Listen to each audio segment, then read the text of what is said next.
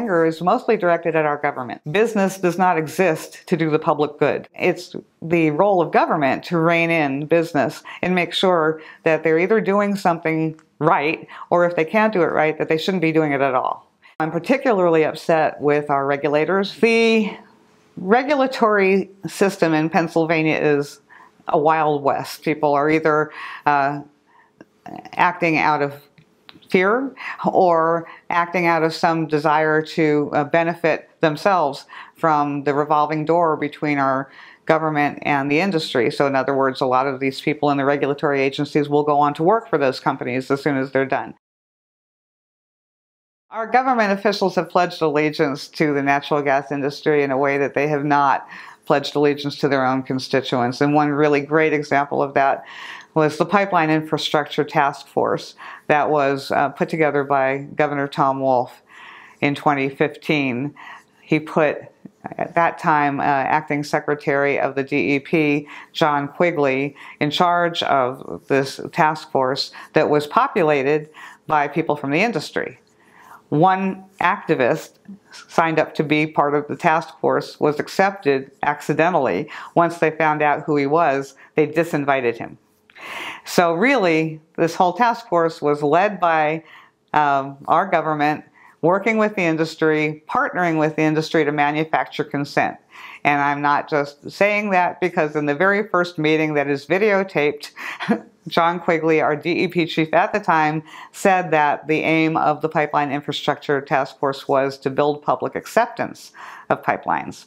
The Pipeline Infrastructure Task Force might have had the trappings of being something that was supposed to make better neighbors of pipeline companies by making them more accountable to the communities that they were working in. But in reality, what it was sort of a PR campaign to teach pipeline companies how to get away with doing what they do and making the public happy at the same time. The argument that we get from both sides of the aisle and from our governors is that they are bringing jobs and revenue to Pennsylvania. There are lots and lots of studies, reports that show exactly how inflated those jobs claims are. The jobs numbers are really interesting because if you listen to some of the estimates that have been given out over the years in Pennsylvania, especially Governor Tom Corbett was famous for this, talking about 200,000 jobs being created. At the time, an analyst from Texas looked into those numbers and found that the only way that those numbers could be achieved would be if you counted strippers and prostitutes. A lot of the workers are not from Pennsylvania. So there's the first jobs myth, that they're creating all these jobs for Pennsylvanians. The reality is that they're bringing in experienced workers from Texas and Oklahoma. They're transient population who need to be entertained, and they need to stay in hotels, they need to go to restaurants. And so those kinds of jobs are created, but they're very temporary jobs because as soon as the drilling is over, those workers move on. Another myth having to do with job creation is in the area of trucking. They love to talk about all these trucking jobs being created, but the fact is that a lot of truckers are independent contractors who would be driving for somebody else if not for the industry. And so that's one way that they like to also sort of inflate the jobs numbers. One of the ways that they've gotten around dealing with that is talking about jobs supported, not jobs created. That's really characteristic of the pipeline industry. On the Penn East website, you'll see that it says 12,000 jobs supported. But if you drill down through their jobs report, you'll find that only 21 permanent jobs will be created in the end. Fracking is being done to the exclusion of renewable energy, to the point that they have actually rolled back just about every incentive, every renewable incentive in the state to make way for more fracking. And one of the more egregious examples, and one of the more recent ones, was from November of last year, when they instituted something called the PIPE program.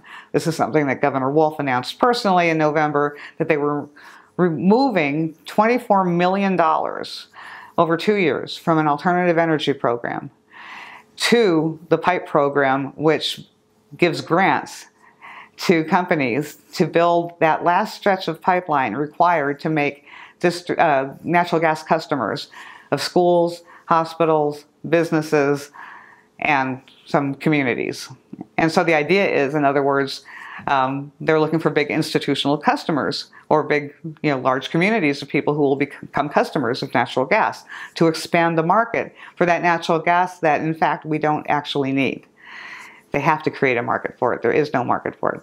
And so they move money from alternative energy so that they can fund that program. One of the first companies to get that funding, one of the grants, I think it was $1 million grant, was one of his campaign donors and an associate member of the Marcellus Shale Coalition, which is the industry group in this state. And so that's who gets the grants.